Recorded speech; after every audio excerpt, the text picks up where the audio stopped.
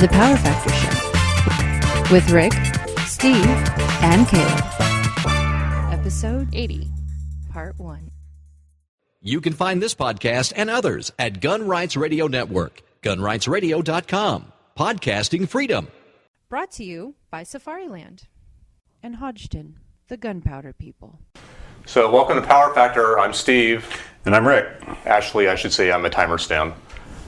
And thank you very much. A good lead-in for today's episode, which is going to be on, thank you. Well, I'm definitely out of here. I won't be listening or hearing anything anymore. Today's episode is on USPSA RO, becoming a USPSA RO, benefits, why, when we want to go off and do that or do it, and some of the details about going off and participating in the NROI program. So what is NROI? The National Range Officer Institute, which is really an umbrella organization under USPSA. Right. For the most part. When you talk about range officers in the United States, you are talking about people who have been certified by the National Range Officer Institute. Right. But it's not like they're certifying range officers for anything else other than USPSA. Other than USPSA shooting, that's all there is. I mean, from their standpoint of what they're representing and the courses that they offer. So now what are the different levels of certification? Okay, well, it starts out as RO, which is the lowest level range officer, and for the most part, I think that's where most people start and stop. And we can probably a little bit later kind of discuss what the RO program covers in detail. The next level is what's called a CRO program, which is the Chief Range Officer, not Certified Range Officer. People actually throw around Certified Range Officer frequently and when they talk about that, it's usually in the context of a RO, right, not a CRO. But at any rate, so Chief Range. Well, also the CRO status is applied to let's say the lead range officer on a stage at a major match. Right. And typically on any given stage, and we're talking major matches now for the most part, there is a CRO and then there is a RO. And the CRO is really the ultimate authority of that given stage, unless it gets booted up to the next highest level, which is Rangemaster. Mm-hmm. And Rangemaster is really in charge of everything that happens in terms of rules and whatnot at a given match. There's a match director, but they don't have any standing in terms of rules or anything like that. The match director's responsibilities are really more for running a match and things of that nature.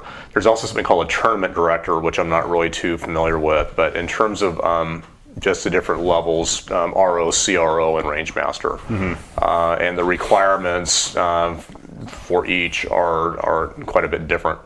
So why don't we start out with, let's start out with this. You are a RO, and I went and did the RO class, and then shortly thereafter I did the CRO class. So why don't we talk just briefly about why we each became ROs? Okay.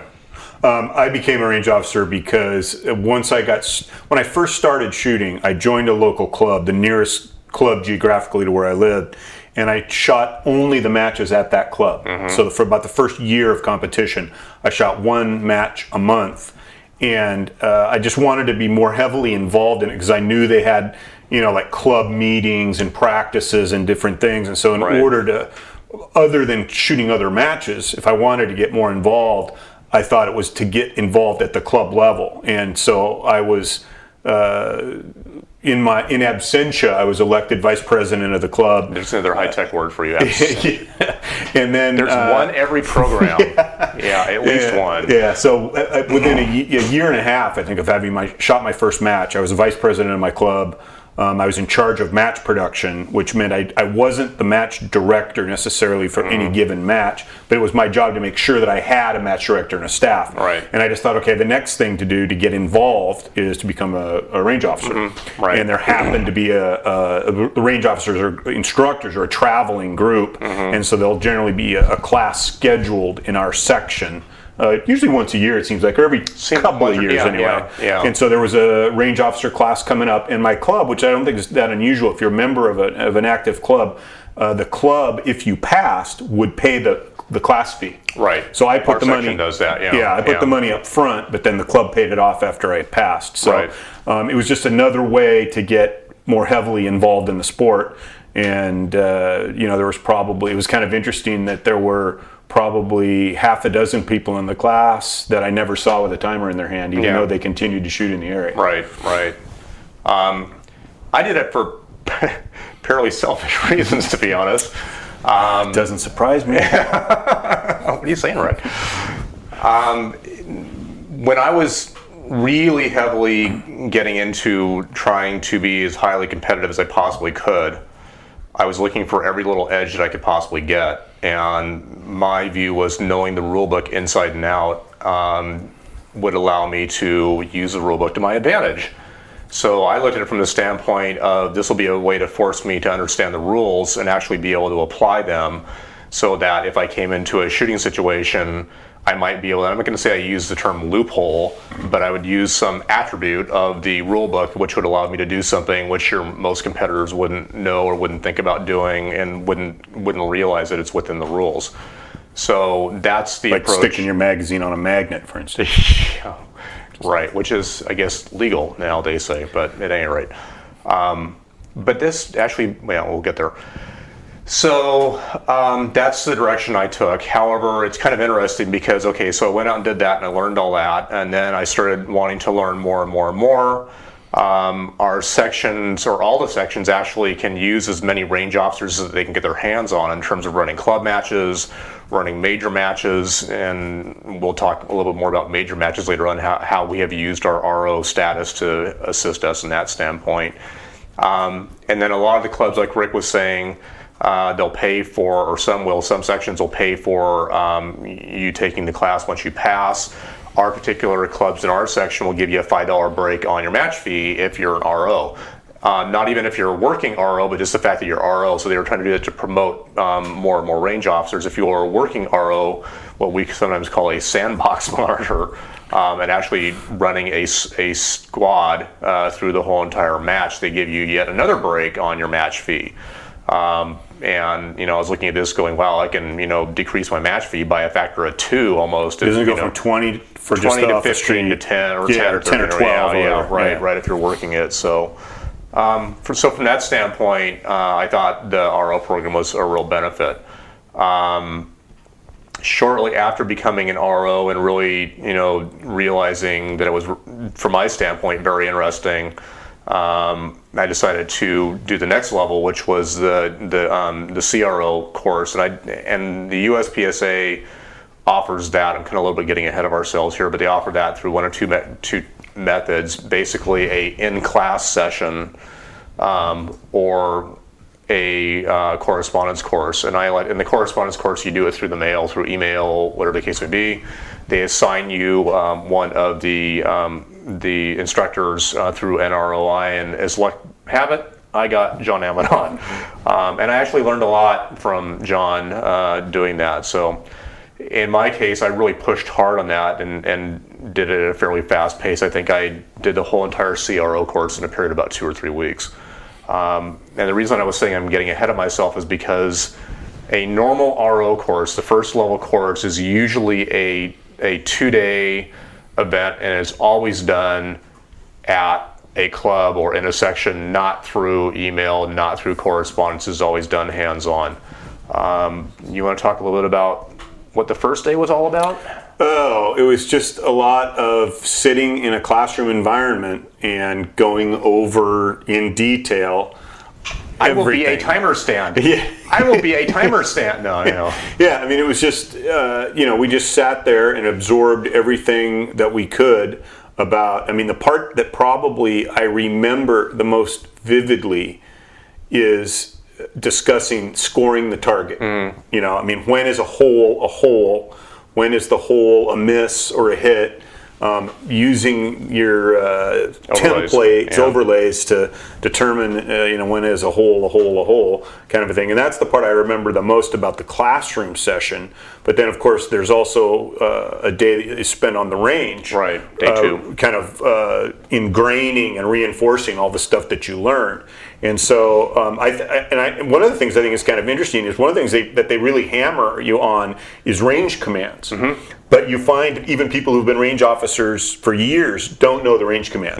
Yeah. Make ready. I've heard make ready is okay. Go ahead. Yeah, I mean, we used to one of the things that we always used to say is, but prior to what used to be load and make ready back in the old days, is we used to say actually, have you read and do you understand the course of fire? Right. Because sometimes somebody will say, well, you said, blah, blah, blah, blah, blah. Well, what I said is it doesn't matter. It's what's in the written procedure that matters. Right. So have you read and do you understand the course of fire? And if they reply in the affirmative, then it's load and make ready.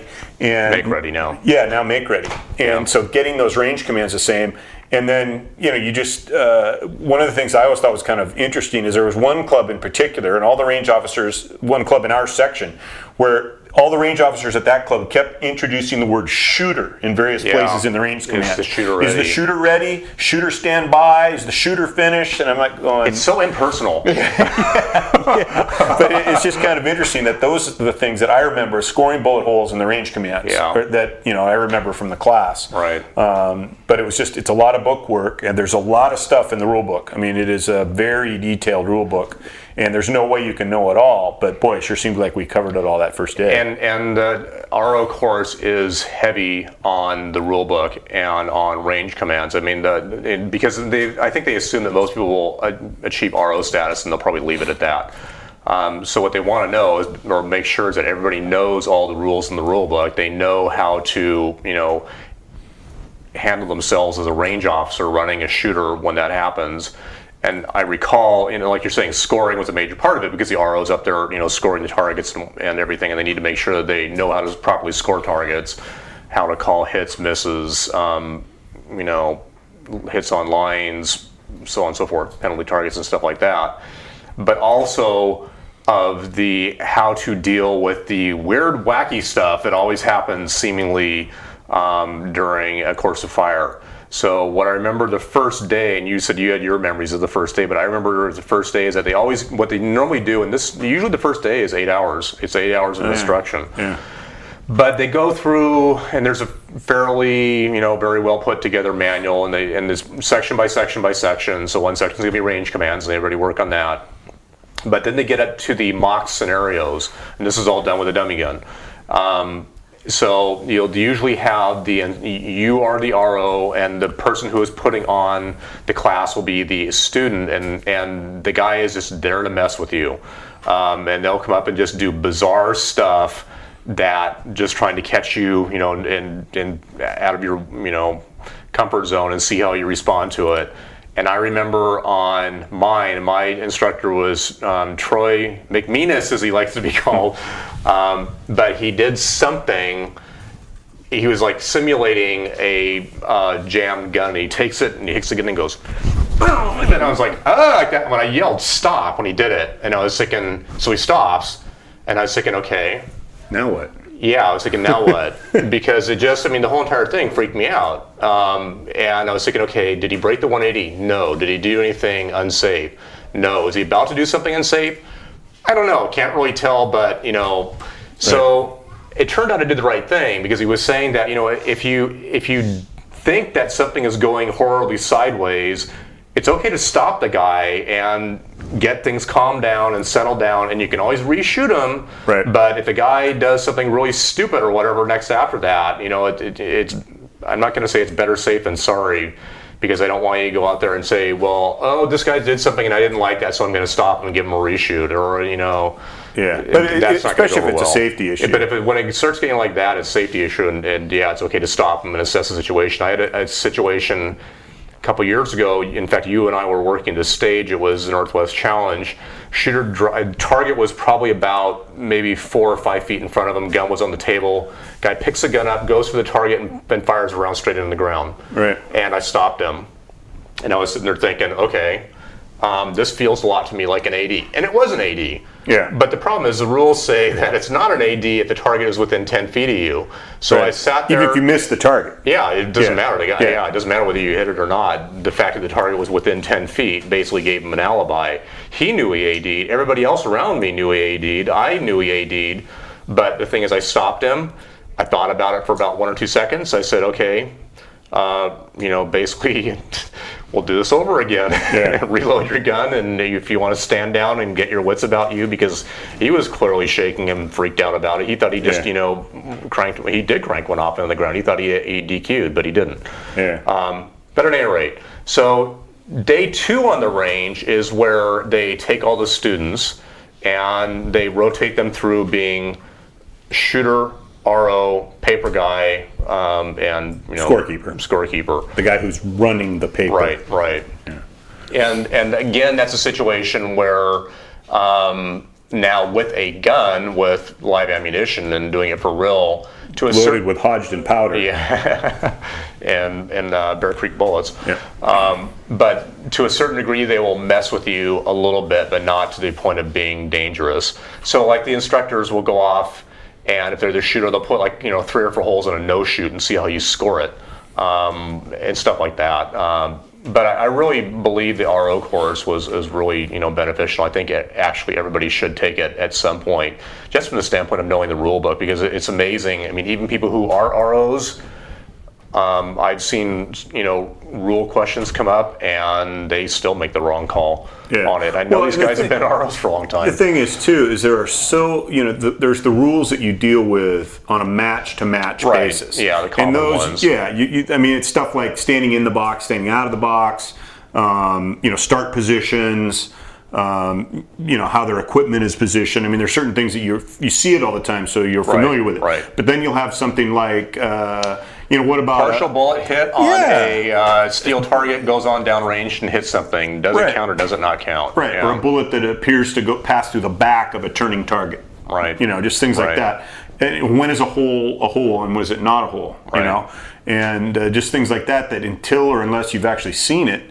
Or an elongated hole. Yeah. Which it goes through 3 scoring zones. Is it the lowest value or the highest value, or is it a miss? Just all this kind of stuff. Well, the one I love is that when the target's 2 feet in front of somebody and there's 1 bullet hole in there, and they go, "How could I possibly miss that?" Yeah. Yeah. Well, guess what? Yeah. Yeah.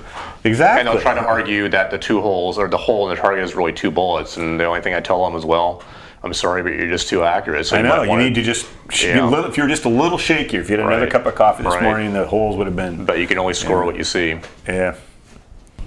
So the next level is the CRO course. And the CRO course is extremely intensive on course design.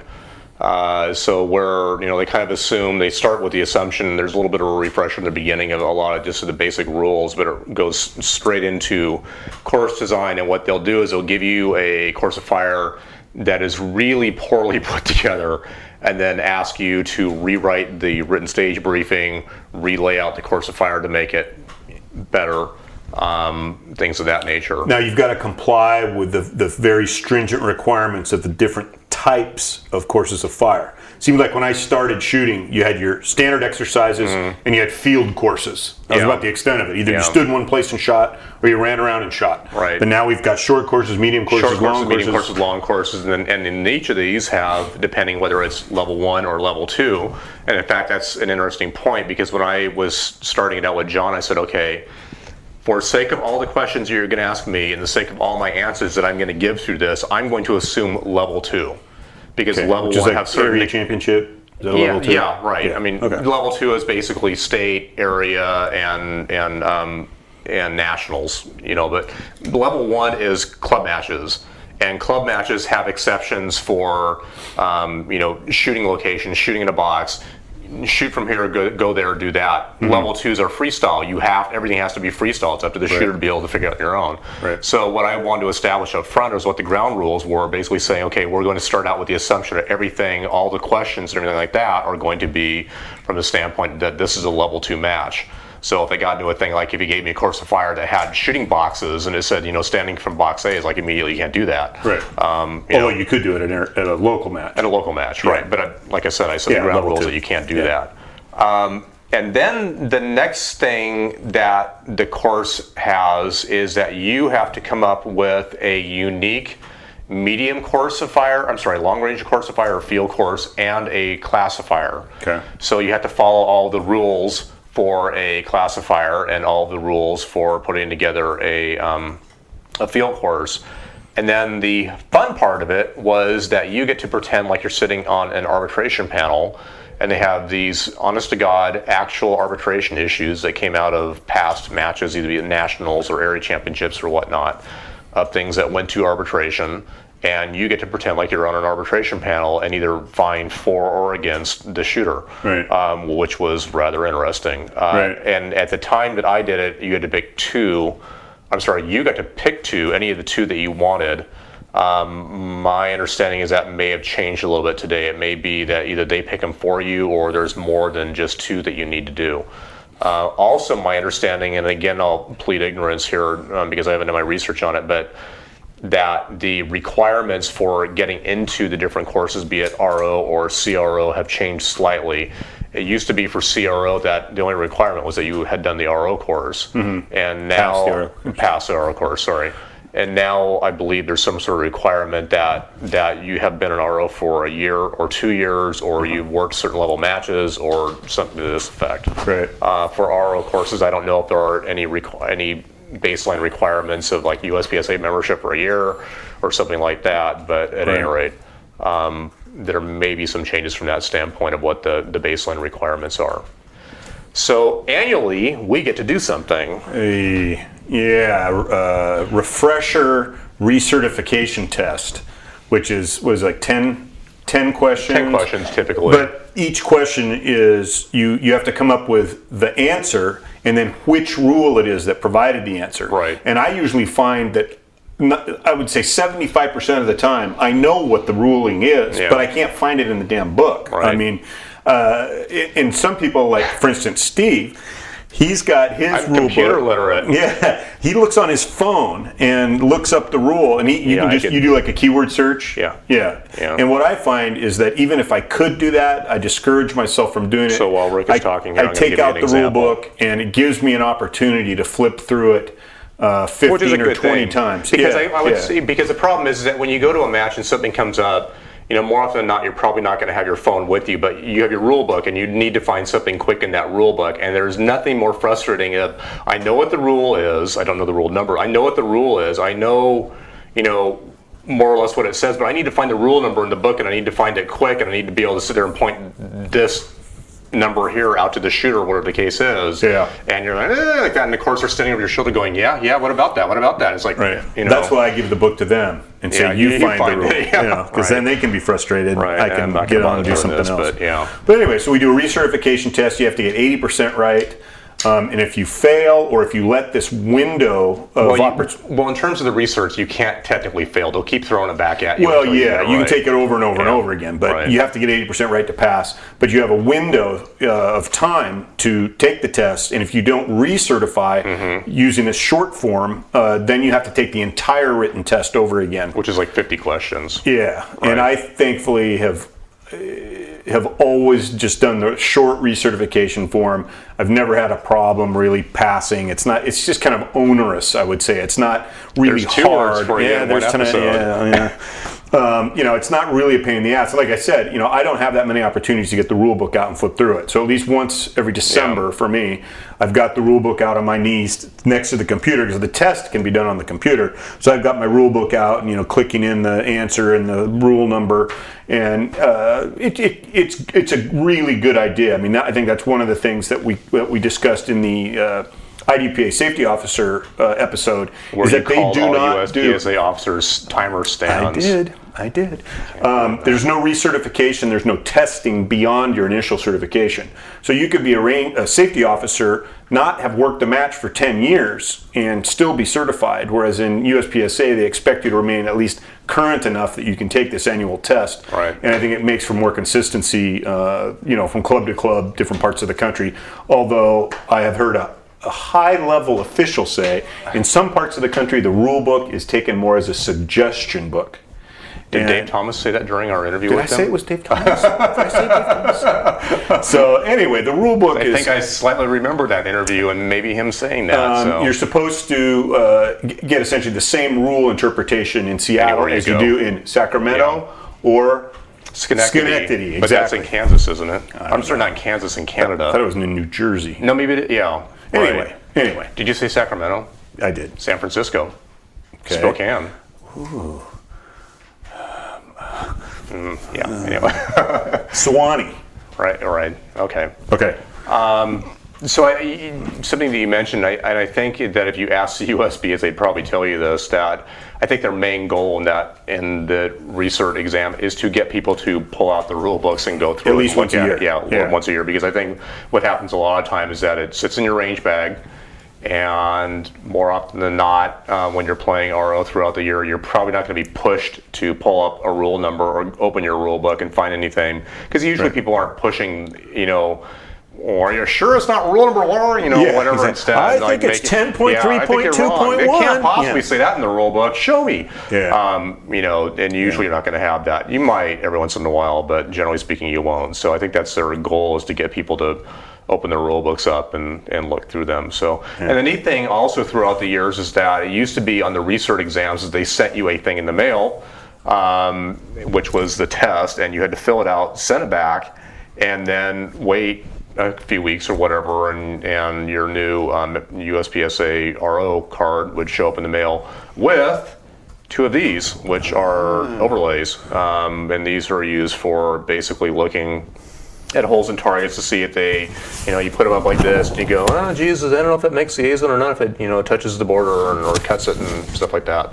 But then there's the infamous also perfect double, which you can use 2 overlays to help assist. To confirm that it's perfect. Yeah, there we go. But at any rate, so they've at least advanced themselves in the last few years, and that now it's all done online. So they will send you a notification that you need to go to the website and log in with your USPSA membership number and PIN, and that you can go ahead and do the test online, and you get instant gratification, that you passed it, and then a couple weeks later, your new card shows up with a couple of overlays in the mail. That's how you know you've really arrived, when you have those. Yeah, when you made it. When you've got a range bag full of overlays like I do. Yeah, and they send you 2 or 3 every now, the year. one year, remember, they were white? They were not translucent. Well, they were supposed to be, but they got all scratched up, and they immediately turned, white. That was kind of weird. You couldn't see anything through them. Yeah, which was an absolute joke. So they went back to the old style, which is a little bit heavier plastic. So mine you can see through. Mine are getting pretty scratched up, but they still work. So now, so the next step after CRO, and maybe the last step, is Rangemaster. And there's very few of those in the country, right? Very few. In fact, I've had a couple local shooters suggest that I become a Rangemaster, which I'm not going to do. But they've also suggested you run for Area 1 coordinator and USPSA president. No way, no way in hell. Right. It's true, I forgot about that. But at any rate, the requirements for the Rangemaster program are very long, but the annual requirements are that you work at I think it's a level 2 match or higher every year. And at the time, the Rangemaster program sounded like it'd be really interesting to go through and do from a rule standpoint, but the annual commitment of saying I will work a level 2 match every year was not something that I was willing to commit to. I just didn't want to do that because you just don't know. I mean, maybe some years, it works out, but the next year something happens or whatever and you can't do it. And you're thinking, great, now I lose my Rangemaster status. What happens next? I don't want to do that all over again. Yeah. So I just, decided to call it good at CRO, which is fine because for the most part, you know all the stuff that a Rangemaster knows anyway. In fact, at the Northwest Challenge, I played Rangemaster for that and had a very interesting experience during that whole entire event where, without getting into the gory details, but I actually attempted to DQ somebody under cheating, and they arbed it, and they won because it's difficult to prove cheating. Yeah. How do you prove cheating? It's like trying to prove a negative. I thought I had all the evidence for it, and I thought it was a pretty. And weren't they exonerated in absentia? Didn't they take off? Yes, they did. In fact, I think they knew that they cheated. They said, "I'm not going to even bother sticking around for." I mean, they put the money up and then left. And I think they pretty much figured that they were going to lose because I think the guy knew what he had done. I mean, I'm probably reading too much into this, but at any rate, they did leave. And it turns out they won anyway. So there you go. But it was a great learning experience. I really, highly encourage anybody to go and, and if you are an RO, to go to the next level of a CRO or go to the next level. I mean, you have played, match director / Rangemaster in IDPA speak for a lot of your matches, and I think you would probably agree that it's a great learning experience, and you run into stuff that you never, would imagine that you would normally see day in, day out at normal club matches when you're just a shooter. And you're put on the spot constantly. It's one thing, if you're the range officer for a squad, you could probably get through a typical match and never really have to do anything but give out an occasional procedural penalty in addition to scoring the targets. But if you're what would be the Rangemaster position in USPSA or match director in IDPA, you're making calls for every squad. Anytime something comes up and it can be bumped up the chain of command, you get some interesting. And you are the final word. Yeah, also. you have the final it's like word. It goes nowhere after you, so you have to make the right call that is fair to everybody involved. And there's a lot of pressure there. And thing is, like you're saying, is that you literally are walking into a volatile situation sometimes, and you get to be, the fireman to put it out. Yeah, and I've had situations where, and because you're making the call, if somebody's unhappy with it, it's directed at you personally. They're not upset with the rule or the rule book. They're upset with you for making the call. And so I've been involved in some situations where it's not like I feared for my safety, but it was just a situation where somebody was really very upset, and you're in a position where you don't have any choice. It's not like you're flipping a coin, or it's just, well, let me see, I think this guy should be disqualified. You've got the rule right in front of you. He did this. This is illegal. Here's the penalty, and then they're mad at you about it. And some people, they don't want to put themselves in that position. And I don't necessarily like it, but I've been in that position many times. And you have to stick to your guns. Literally or figuratively, and if you know what the call is. I mean, I gave an FDDR to somebody for the first time ever a couple of years ago, and in IDPA, which is similar. I mean, it might as well be a match DQ for the effect it has on your score. And so, if you've ever had to DQ somebody in a situation where there's any kind of subjectivity about it, did they or didn't they do this? It's a tough call. Even if you know the rule inside and out, making the call is the tough part.